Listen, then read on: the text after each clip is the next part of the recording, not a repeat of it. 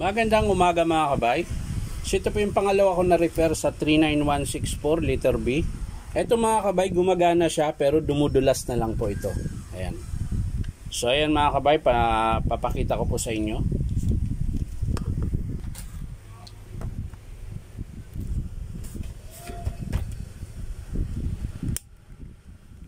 So ayan mga kabay, gumagana po siya mga kabay pero dumudulas na lang po siya pag hinahawakan.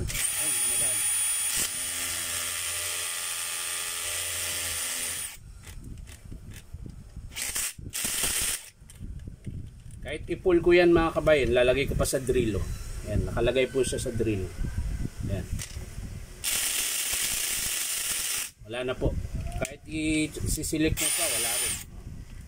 Sa tunga niya mga kabay, wala na. Hindi na talaga siya kumakapit. Sa one, may ingay pa siya. Yan. So ito mga kabay, dapat di ko nabuksan kasi ang sira po talaga nun is transmission is kasama po yung chuck. Pinukpok nila yung chuck eh. Ayan, ang tigas pihitin ngayon. Ayan. So ang papalitan natin dito is transmission. Pero sisilipin natin baka putol na naman tong selector katulad kanina. So tara mga kabay, samahan nyo ako. Titingnan po natin yung selector kung hindi siya putol. Kaya mga kabay, nabuksan ko na po. Naluwagan ko na yung tornilyo mga kabay. Ayan. So, sisilipin na natin mga kabay kung bakit.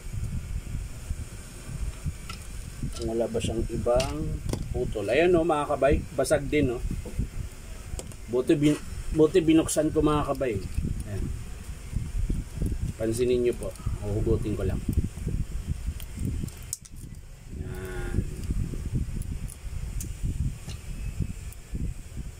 So ayan mga kabay, basag. So buti binuksan natin. Tapos titesting natin na nakaganito. Tingnan natin kung di siya pumapalya.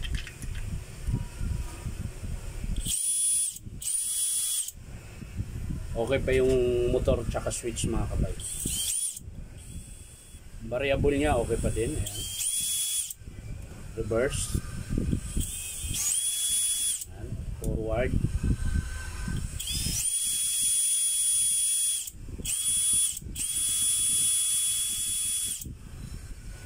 Ilaw.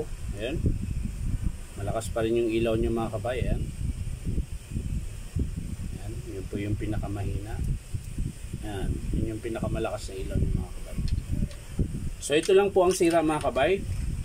I-estimate ko po ito ng transmission is kasama po yung chuck.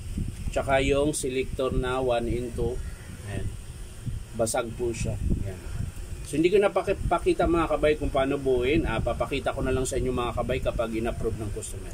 So yan lang po mga kabay. At syempre baka naman pwede nyo pong i-subscribe itong aking YouTube account na Inom Tabay. So maraming salamat. Bye bye.